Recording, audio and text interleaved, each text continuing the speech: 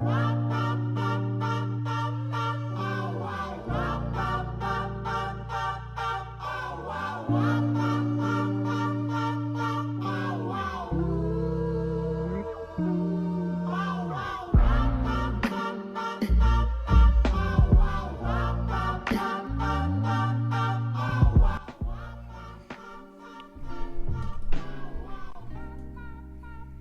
guys, I'm back. I've been messing around and whatnot, just not recording this podcast and not recording other stuff. I decided to play Madden instead. I'm trying to make time. It's not I'm trying to work a job and do school and then do this. It takes a lot of time. But I'm just getting started, and it'll be different when I get out of school and it's just work. And then this, so it's one less thing I'll have to worry about with school being done. Yeah. So last time I was here, I think I talked about the Eagles and then Kanye. But we back to the sports and music. Don't nothing else really happen in my world. Well, we getting stimulus checks at some point. I guess that's news. But we should have been getting those since COVID started. So they fighting on. They have enough relief. No, we don't. Unless you in this position, don't say they have enough, because you don't know what it's like. That goes for all politicians who against giving out COVID checks, relief checks. But that's neither here nor there. My opinions on politics. We'll try to stay off this podcast. This ain't the place for this. This ain't the place for politics talk. At least from me. People can share those in the comments. That doesn't bother me none. Healthy conversation only. Across all topics. No insults and whatnot. And that's why your mama don't do that. That's not cool. That's lame. I saw this on TikTok.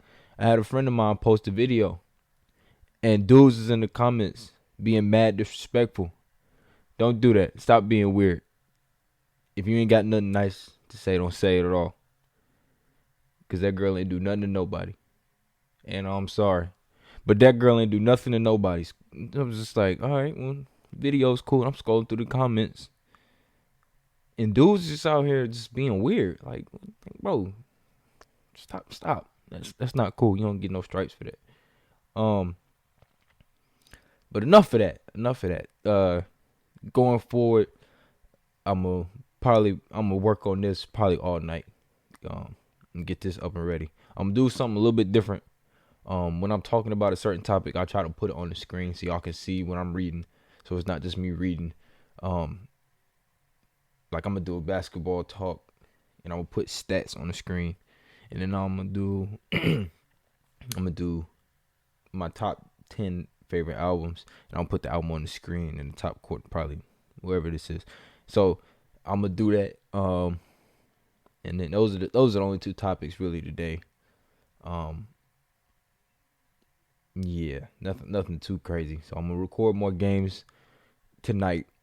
I'm probably gonna record for about an hour on SmackDown versus Raw and another hour on Final Fantasy. You know what I'm saying? Get those games back and popping. Yeah. Get these games uploaded throughout the weekend. Just have them ready. So I got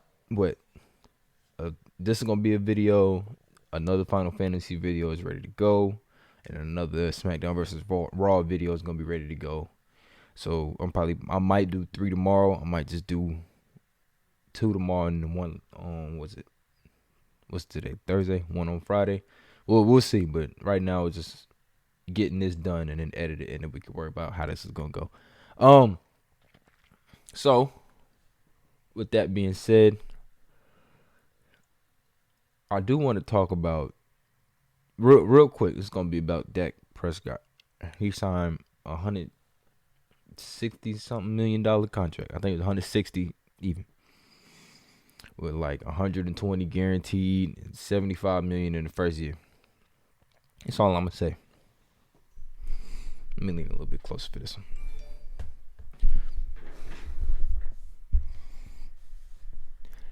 Get the bag. Let me explain something to you. The Dallas Cowboys don't give a damn about Dak Prescott.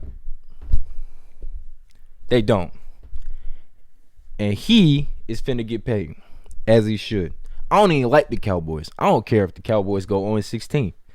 I don't care about nobody else in that team. But Dak is too good of a person to get scammed out of money. He's a very, very good quarterback. I will give him credit for that. Has he had moments where he just looked average? Yes. When you're playing for the Cowboys, average is what you're gonna get. So the fact that you had the most passing yards in the league in 5 games, and then you got hurt, and then there were still quarterbacks who didn't pass you, that's saying something.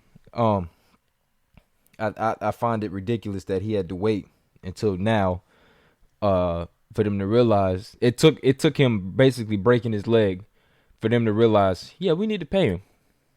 You should have been paid, bro. But $75 million in the first year is ridiculous. That's like $2.5 million a game. Get the bag. Because forget the Cowboys. Forget Jerry Jones. Forget the whole organization. Forget them. Do you. I don't care if you suck. It don't matter what. If you get benched, you get hurt, any of that, you still getting paid. I like that thinking. There's like a no trade clause in there, and then there was one more clause, but there's a bunch of nonsense. But $75 million in the first year, beautiful. And then backload that contract to whenever they decide to help you out. Yeah, forget the Cowboys and all the Cowboy fans out there. I don't like y'all. Y'all love mediocrity. This our year.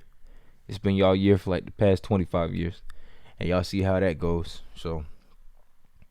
No, I ain't saying my team better. I'm not. We just went 4-11-1. But that's neither here nor there. We not going right every season saying it's our season. No comment. But yeah, congratulations to Dak. He deserves it. Jerry Jones finally stopped acting like an idiot and opened up his checkbook and did what needed to be done. But that's that. That's all the football talk really today. Other than people getting released left and right this week, there's a lot of good players getting released. But I mean, when major signings start to happen, then that'll be different. I don't know when free agency is happening. I might do a podcast just for free agency, or I might just do a video just for free agency in the NFL, not a podcast episode. But we'll see how that goes. I might do it with the squad. That wouldn't be a bad idea. Just talk about people who need to go where and who is shocked to get released and all that nonsense. But yeah, that's all for football right now. So the first of my 2 main topics today was my man Nikola Jokic is the MVP of the NBA season so far. Now, this is, I think this should be said. LeBron James is the MVP every year until he retires. Let's go ahead and say that. Michael Jordan, what should have been MVP every year. So he should have been MVP 89, 90, 91, 92, 93. Left in 94, didn't play in 95, 96, 97, 98. He should have had like 8 MVPs. But they gave him to Karl Malone. Karl Malone, you are... I'm gonna keep my mouth shut. It's probably best that I don't say it on YouTube. But Google Karl Malone. If you know, you know. Gave one to Charles Barkley. He got robbed. Mike got robbed a lot. LeBron got robbed a lot. Derrick Rose, the youngest MVP. LeBron had better stats than Derrick Rose across the board. He had more rebounds, more points, more assists, all that. And Derrick Rose won the MVP. Kobe Bryant. Kobe Bryant put up better stats than Steve Nash across the board, other than like assists. And he got robbed twice. Kobe got robbed twice, averaged 30 points in back-to-back seasons, which was ridiculous. Russell Westbrook got robbed at one point. He averaged a triple-double for 2 seasons. I don't get how he didn't win it back-to-back. But the common theme in the MVP voting or race or whatever you want to call it is how good your team is. I find that to be ridiculous. Value is what you bring to a team. Like, you know, like how important you are to a team. Does this team win without you? Now, in LeBron's case, when he left Cleveland, they didn't win. The first time he left Cleveland, they went from like 60 games. Yeah, I think they won like 50, 56, 57 games. It was like the first seed in the Eastern Conference in 2010. And then went to 16 games. That is value that just can't be replaced. Now, how do I put this? There have only been 6 or 7 MVPs who weren't first or second in their conference at the end of the season, which is beyond me. I watched the video on it. I'm gonna put that screenshot up here at some point, but there's a list, and it's on like 6 or 7. Like Kevin Garnett was one of them. Russell Westbrook was one of them. There's like a bunch of players who weren't the first or the second seed in their respective conferences at the end of the season. And that's nonsense. Because Steve Nash had a better record than Kobe Bryant did not mean he put up better stats. He averaged like 16 points to 18 points and 10 assists. Kobe averaged 33 and 35 points in a season, which is ridiculous. I don't care what nobody say. That's your MVP right there. Russell Westbrook averaged a triple-double in 2 seasons back-to-back and didn't win MVP. He wasn't even considered for his second season, which is ridiculous. So I think it's stupid that a record, your team's record, is carried so high in value when it comes to your MVP candidacy. So that's where I come in. My man Jokic. I think Jokic is the best thing since sliced bread. If you don't know, I might put some clips. I don't know if I could put clips in this video, but this man Jokic is like that. Now, the brother can't jump over a McDonald's Kids Cup, but he gonna give you buckets. He gonna give you some assists. He gonna give you some rebounds. And he gonna give you some steals. He can't block a shot to save his life, but he gonna give you just about everything else. So the next, so ESPN put out a list of their top 5 MVP candidates, and the top 3 was Joel Embiid, LeBron James, and then Nikola Jokic. Here's my problem. Jokic averages more points, assists, and rebounds than LeBron James. Think about it. He averages better stats across the board than LeBron James. The only thing LeBron has over him, this includes 3-point shooting now. The only stat that LeBron has over Jokic is turnovers. This turnovers is 3.2 for Jokic compared to 3.6. And all of these numbers are as of March 6th. So this is March 10th at 6:13 p.m. So 4 days ago. Yeah, 4 days ago. And the season doesn't start again after All-Star break until tomorrow. So, which will be the 11th. This is the Thursday that's coming up. So, Jokic averages better stats than LeBron. So, that crosses LeBron out. Now, for Joel Embiid. So, I went to NBA.com. I'm going to put the screenshot up of player comparison of Joel Embiid versus, Nikola Jokic. All right. So, I'm going to read these stats. This is on NBA.com. So you'll see them when I put the screenshot up, like to know that I'm not tripping. We focus? We good? Oh, we good. All right. So now these might be a little bit skewed because Joel Embiid has played like 6 less games, and his last game he had 40 and 19 on Rudy Gobert. Forget Rudy Gobert, he sucks. But that boosted his numbers a little bit. But before, it wasn't this close. It wasn't this high. So Jokic averages 27.1 points, 8.6 assists, 11 rebounds, 56.7% field goal percentage, and 41% from the 3. He averages 1.6 steals and 3.2 turnovers. Now, I'm gonna give a quick breakdown. Jokic is a ball dominant player. he is like a guard. So he'll have his 3 turnovers a game. But that happens when you're a guard. That not saying that that's okay, but that's gonna happen. You're gonna have your turnovers. It's gonna be in the threes. Some people in the fours, which is crazy. But that's just who Jokic is. So Jokic averaging 3.2 turnovers isn't like out of the norm. It isn't surprising because the offense runs through him. Hell, he's a point guard just as much as Jamal Murray is a point guard. All right. That's key in this next when I read Embiid stats. So Embiid averages 30.2 points, 3.3 assists, 11.6 rebounds. He's shooting 52.1% field goal percentage from the field and 41.6 from 3.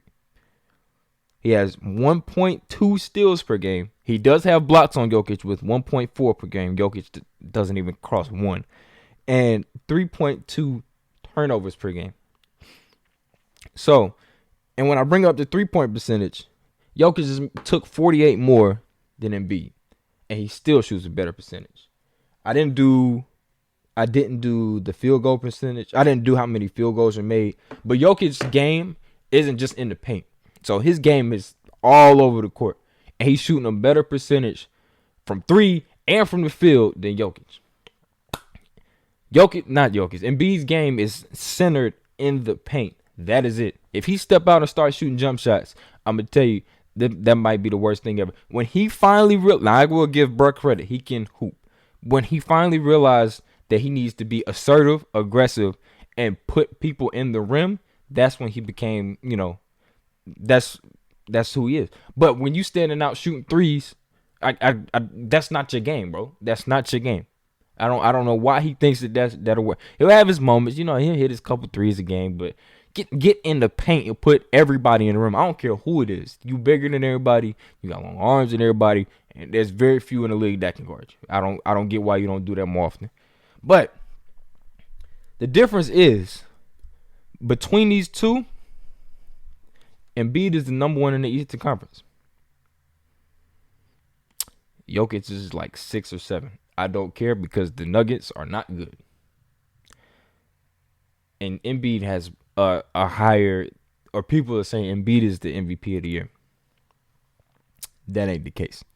Now, if we were to take both of these dudes off these teams, both of these teams would suck. I'm gonna keep it real. But because I feel like the Sixers have had to cover for Embiid for his lack of offense on multiple occasions. Like there's been moments where he had 0 points and like 0 rebounds against the Raptors like 2 years ago, where it gave us that Stephen A. Smith meme. That's they've had to cover for him, or when he comes out on the court in game 6 or 7 of the Eastern Conference semifinals against the Raptors again. And he was sick, but they had to cover for him. So, I mean, there's that. There's just been too many moments where I know, like, the Sixers can succeed without Embiid with the same team. So, I say this to say the Nuggets are like a bottom 5 team in the NBA without Jokic. I don't know. I firmly believe that the Nuggets, because other than Jamal Murray, who do they have? Mike Malone is, I think that's the name of the coach. Mike Malone? Something Malone? He's not a good coach. He's just not. Bobo doesn't play enough. They let Torrey Craig walk. They don't have Jeremy Grant anymore. Markieff Morris, I mean, he's all right, I guess. It's just Jamal Murray and Jokic. Jokic has the most triple doubles and double doubles in the league right now. He just put up 60 the other night. Hold on. I gotta find this because he just had some ridiculous stat line the other night that nobody was talking about. Where is it at? I screenshotted this. All right. Oh wait, nope. That's one other crazy night. So this was on March 2nd, 8 days ago. He had 37 points, 10 rebounds, and 11 assists. His 50th career triple double. He's only the 9th player in NBA history to do that. But let's keep going. All right. The night before, he had 39 points, 14 rebounds, 9 assists, 2 blocks, 1 steal, and shot 60% from the field. I know there's more. I know I have more.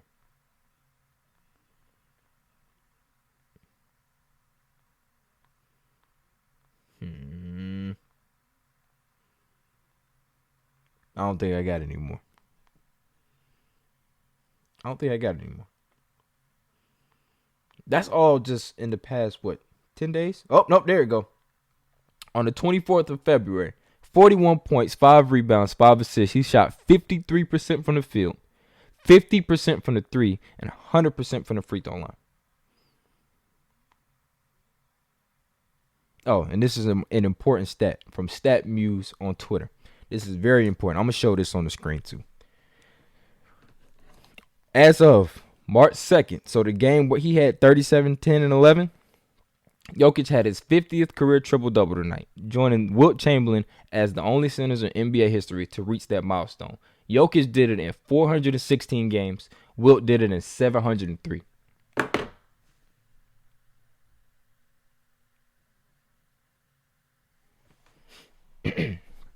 That boy built different. Now, I give all the credit in the world to Embiid. I really do. But the Nuggets need Embiid more. The Nuggets need Jokic more than the Sixers need Embiid.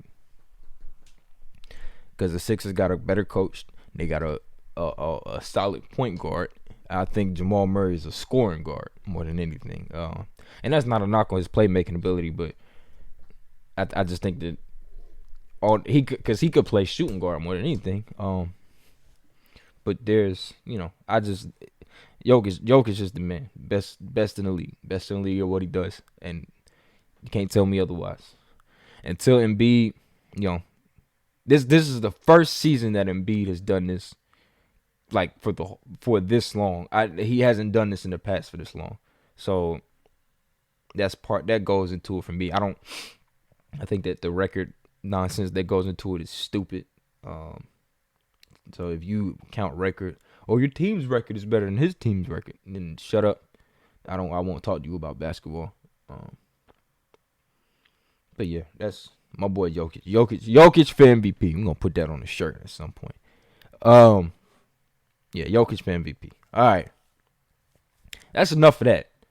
The next topic for today, and the last topic, is my top 10 favorite rappers. So I say this is probably 2 days after I recorded my last episode.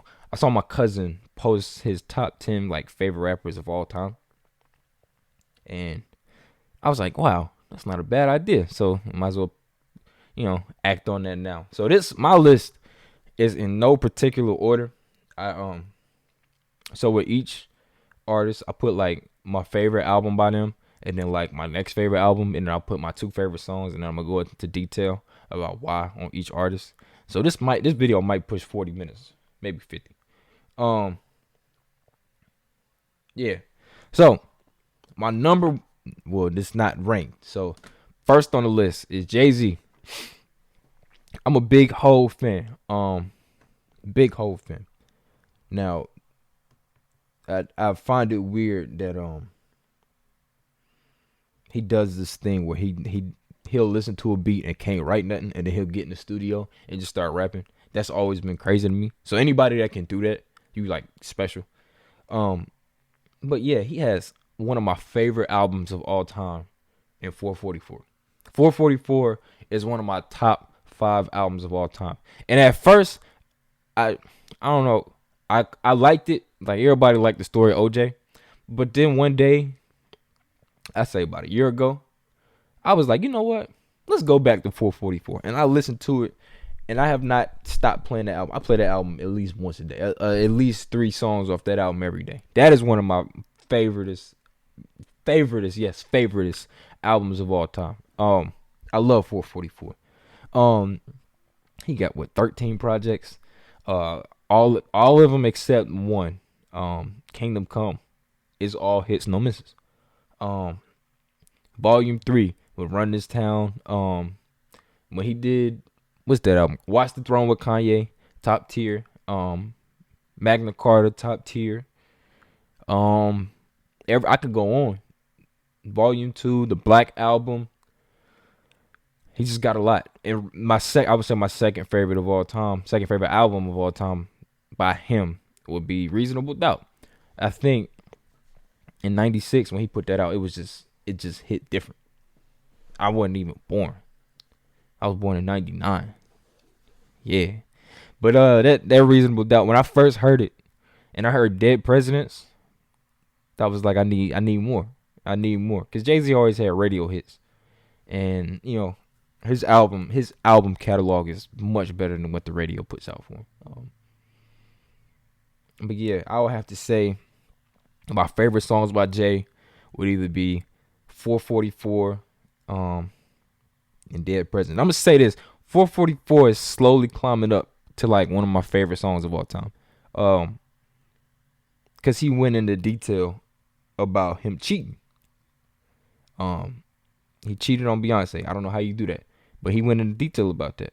And he was like, it was a couple lines in there where he said, well, I felt like there's a couple lines in there, like I felt what he was saying. Like, I understand why you said what you said on there.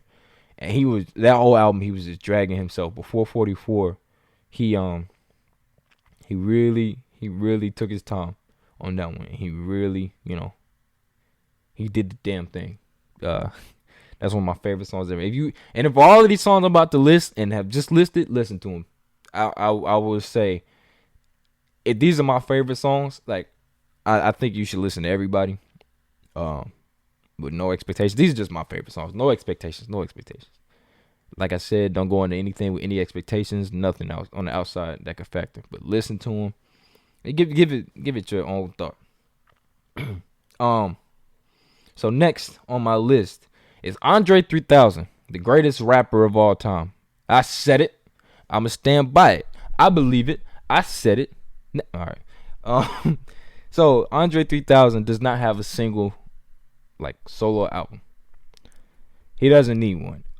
I think because I don't know. It's just weird to think like what he would do with the solo album. And at least like right now, people are asking for a solo album from him. He doesn't need a solo album. And he's not even in the right mental space or creative space to do that right now. Because he's come out and said it. I can't remember whose radio show it was, but I was at work and I listened. He's just not in the right creative space. People see him and taking pictures. He look horrible. I love him to death, but that beard, that gray beard, gotta go, my man. I don't know what instrument he had in his hand, but he was just, he was just talking about he's not in the right creative space, and that's fine. I just believe artists should, when they feel like it, make music. Now, I'm gonna say this. This is a tangent, but Chance the Rapper made an album when he was happy. That was one of the worst things ever. The album sucked. Not all music is good when you happy. I'm gonna say that. The best music comes out when you sad or you going through it. The best music. But that's another topic for another day. Andre 3000. I feel like he just don't need an album. Because what he did with Outkast and what he does on Frank Ocean albums, or where he has features with Beyonce, that's just enough of what we need. And my favorite album would be Southern Playalistic Music, Cadillac Music. I'm sorry, with him and Big Boy. I think the first song I heard by them was on ATL that I could remember was on ATL, and it was Get Up and Get Out. And that song, it gave me Andre 3000 for the first time. And then the older I got, the more I listened to him, and the more I respected him, the more I respected his craft, his lyrics. And then you hear songs like I Can't Wait with Sleepy Brown, and then you hear the International Players Anthem with UGK. Like that is the best rap verse of all time, and people know it like the back of their hand. So that's just proof that he's top tier. He's unbelievable at what he does. Do I wish he would have gave us a album just by him, like how Big Boy did? Yeah, but I'm not forcing nothing. I don't want him to do something he wouldn't want to do himself. Yeah, like the International Players Anthem. If you play that, people know the beat. People know Andre 3000's part, like the back of their hand. I do. Like the people I went to school with at Winthrop, they know it. So it's one of those, like, he gave us classics, and he didn't even do a full song. So that's my second on the list. Third on this list, the notorious B.I.G. Christopher Wallace. Now, I wasn't alive to see or hear anything from him, but the first time I heard of him was when they put out that movie, 2009, and it gave me a scope. I was too young to understand what was going on. It gave me a scope. Like the older I got, the more I watched it. It gave me a scope into what his life was really like. Not saying that it was all the way perfect. Or the movie was all the way perfect in depicting what was going on, but it gave me a scope at like 9 or 10 years old, which was all I needed. So, one thing I will say is he has one of the best flows of all time. It's just smooth like butter. And I don't think that there's many who can top or catch him when it comes to flows. He's just unreal, and his storytelling. Oh my goodness! If you don't know, one of my favorite songs by him is "Suicidal Thoughts." That is one of the best story told songs ever, and he people have managed, like, you can take his verse out of a song and then put it on like a whole nother instrumental and it would still just flow with it. Like they did it on a TikTok song. I don't even know how they did that. He's just a great storyteller. I believe Juicy was a great song. It just told a story about what life was like for him and being a drug dealer and whatnot. Or I Got a Story to Tell, where he told a story about messing with some dude, some New York Knicks girlfriend, some New York Knicks basketball player's girlfriend, and how he maneuvered his way out of it with a pillowcase, a rope, and the strap that he had. He maneuvered his way out of that, and he told a story about it. And then he wrote the song, and then at the end of the song, he retold the story to his homies. Top tier storytelling. He's top 3 in both flow and storytelling of all time. But yeah, I said earlier, one of my favorite songs is Suicidal Thoughts by him, and my second favorite song by him is Sky's the Limit. I have grown to love Sky's the Limit. I used it in a project for school recently. Sky's the Limit is beautiful, from the last verse to when he said, "Stay far from timid, only make moves when your heart is in it, and live the phrase, the sky's the limit." I live by that. And then the chorus was just, you can play that on repeat. All right, that's enough, cause I got to get through this. But Biggie is one of my favorites of all time. And it sucks he had just a short career. I feel like he could have done so much more. Everybody go listen to him. If you have, listen to him again. If you haven't, listen to him for the first time. You'll enjoy it. Next on my list, Kung Fu Kenny, aka Kendrick Lamar Duckworth. When I first heard this dude, I heard Swimming Pools, and this is when I first realized the radio will kill a song. Cause boy, they played the hell out of Swimming Pools. Now, Swimming Pools is a great song, but they ruined that song for me. Now I can go back to it, but the radio killed it. But I think when he did that and had Good Kid, Mad City, he really grew into his own. He because there were so many songs off Good Kid, Mad City, and I just skipped over Overly Dedicated and Section 8, but I'm gonna come back to those. But Good Kid, Mad City, everybody know Good Kid, Mad City. Everybody know that. And if you don't know it, you know a song off of it. From Money Trees to Swimming Pools to Bitch Don't Kill My Vibe. What is it? Sing About Me, I'm Dying of Thirst, Backseat Freestyle, Mad City. Like, you've heard something from it. You've been on social media, you've heard something from it. And then he put out a top 5 album of all time in To Pimp a Butterfly. To Pimp a Butterfly, while for some they listen to it once and they realize and appreciate its greatness, they can't go back to it. For someone like me, I still play songs off To Pimp a Butterfly. I think it's a beautiful album as far as like it being jazz infused with his rapping ability and things of that nature. It was just a beautiful album. And then Damn came out. For some, Damn was a combination of To Pimp a Butterfly and Good Kid, Mad City. Damn is beautiful. Now, I would say it's ranked below To Pimp a Butterfly and Good Kid, Mad City, but you still gotta play DNA every once in a while. Section 8 is a underrated project, not just by him, but as a whole. He got songs like ADHD. I cannot think of. I don't want to mispronounce it. Absol's outro. Keisha's song. He got that is one that people should listen to and talk about more often. Yeah, we know Kendrick's greatness. Watch his performance at the Grammys. He's out here scaring white people just by performing a song in the prison suit. But that's enough. We know Kendrick. Y'all know Kendrick more than anything. Now, this is as of 2018. This next one is as of 2018. He has shown just beautiful growth and constant, greatness.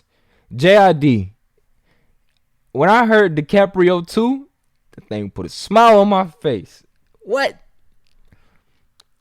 I heard Strawberries. I heard that beat. Their first word. I can't repeat the first word because I got family watching. But I'm gonna probably put it up on the screen. I first heard DiCaprio 2, and I was like, yo, I need more.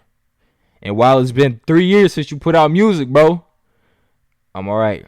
I need another album.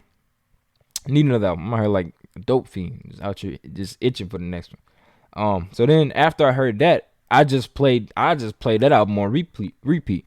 He had Working Out, Strawberries, Hotbox. Who else he had? Off the Zoinks, Slick Talk. I played that album. I was like, all right, whoa, this is top tier. And then he was on The Never Story, and The Never Story was an underrated project as a whole. But it was just because that was like his first. I believe it was his album. It was his first debut album, and people just didn't know at the time. But that he is a very, very good artist. He was on the Dreamville album, not J. Cole and Dreamville. He was on that album, and then he had songs Ladies with T.I. He was on the song 1993. He had a dope verse on that one. Big Black Truck was a great song. So he's got music. He needs more music, and he put out 3 singles recently. It's not enough. I need more, bro. But he's not done. He's just 28, 29. He's not done. He's got more music. He's got a lot of time, and we just waiting to see how that goes. Shout out to Kayla for that one. Kayla know that JID is top tier. Next, Gangsta Rap's own Schoolboy Q. We love Q. If you don't love Schoolboy Q, I can't bang with you. See how I perked up on Schoolboy Q? Oh man, we love Schoolboy Q. The first song I heard by Schoolboy Q was Break the Bank, and I had never heard anything like that, at least that I can remember. And when I tell you the beat that I heard when the beat dropped, it hit different. Oh, that thing hit different. I was appalled. I was like, I ain't never heard nothing like this in my life. I need more. Break the Bank hit different. Now he had collard greens on the radio, but it was the summer, and I was riding with a friend. I was riding with my friend Malik to basketball practice. I think his brother. It was either him or his brother Tate had played Break the Bank, and I was like, yo, we need more. And I dove in that album Oxymoron. Oxymoron is beautiful. It's one of the best gangster rap albums ever. He put out 2 of the best gangster rap albums ever. Not trap, not all that other nonsense. Gangster rap. It is up there. And then he put out Blank Face, the LP. You've heard a song off Blank Face. And when I say that, I mean that part. Now, that part is a good song, but if I'm being honest, it's on the bottom 5 of that album as far as songs. Because that album got a lot of hits, 0 misses. It's like 18, 19 songs. That's one of the few albums I say over 15, over like 14, 15 songs is okay. Because I need it. I'm a big Schoolboy Q fan. So that being there was what I needed. I remember the day it came out. It was over the summer. I got in my mom's car on my way to work. I was like, play that. I played that album. I was like, yo, top tier. So that was beautiful album right there. And then Crash Talk. People don't like Crash Talk, and I like Crash Talk. I still play it. Num Num Juice. That bang in the car. Chopsticks with Travis Scott bang in the car. Water bang in the car. It bang everywhere. All his music bang everywhere. So I'm a big Schoolboy Q fan. And then there was Overly Dedicated. Not Overly Dedicated. Was it Habits and Contradictions? I believe. That is a great mixtape because he gave us Blessed with him and Kendrick. And you don't gotta shed no tear. I'll be everywhere and I'm always be right here. Oh man, I might listen to that in the car in a minute. Schoolboy Q is one of my favorites. He might be in the top 3 for me. I really, really love Schoolboy Q's music. He might just have his own episode just by himself. I might do what I did with Kanye for him. Ooh. I just came up with an idea. Hold on. Downfall of Chance. All right. We're going to do that. Downfall of Chance, the rapper. All right. That's an idea for a later video.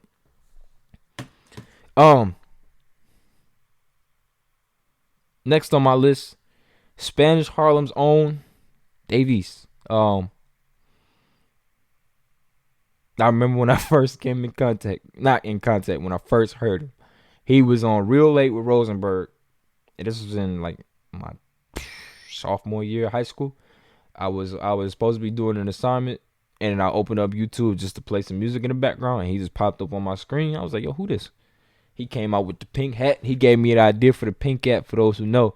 And he freestyled. I was like, yo, who is this? And he talked about his song at the time, Offering, that had just came out. And I played Offering. I was like, whoa, that was hot.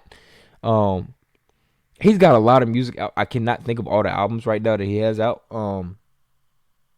So I ain't even say the best albums for Schoolboy Q. Back to Schoolboy Q. It is Oxymoron and Blank Face LP is my 2 favorites. Yeah.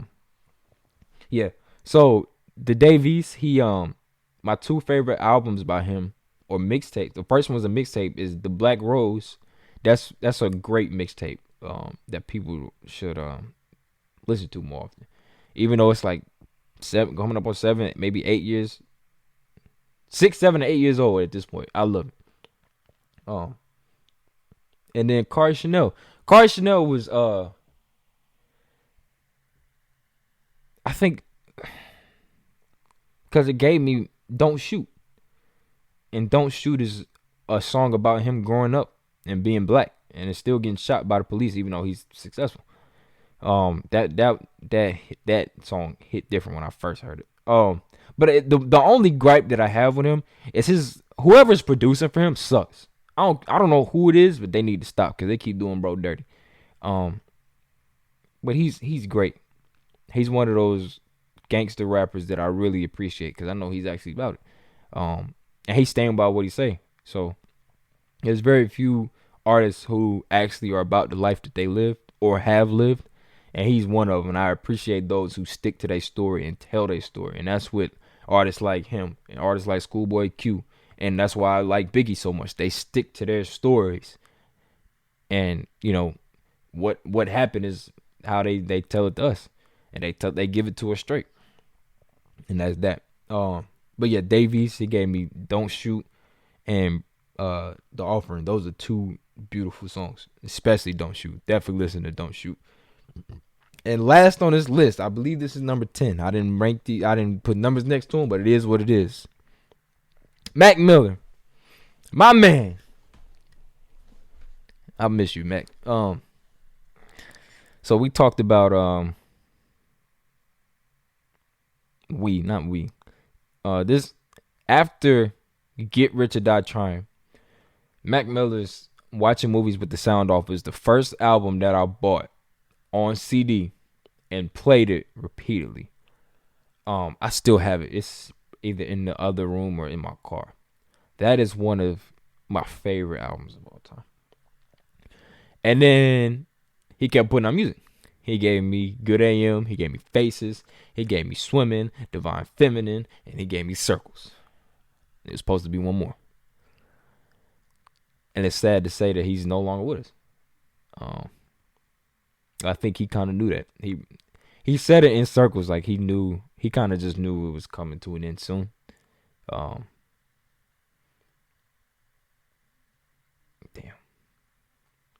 I miss bro.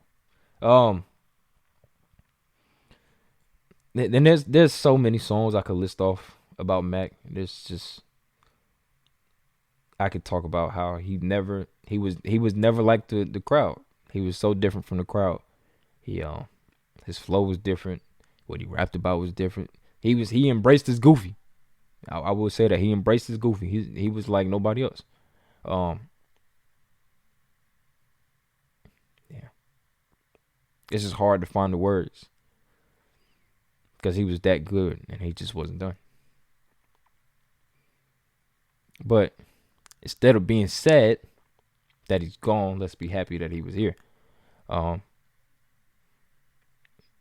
This is one defining moment that I just knew he was one of my favorite artists when I heard Self Care and I watched the music video. And I'm gonna listen to that in the car too. He used the Kill Bill 2 trying to break out of the casket that was underground. And then he carved something into the ceiling that said Memento Mori, which said we all must die. And at the time, when he passed away, he had just put that song out probably like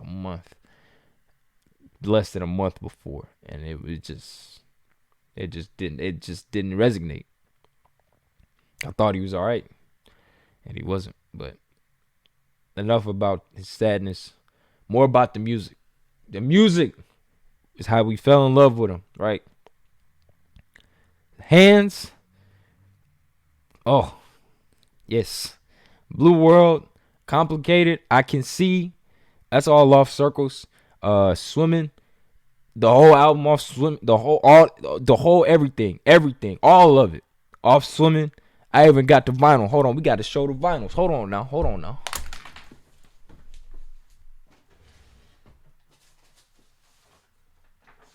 They even gave me this poster in one of the vinyls, bro. Get that. Oh, we ain't done.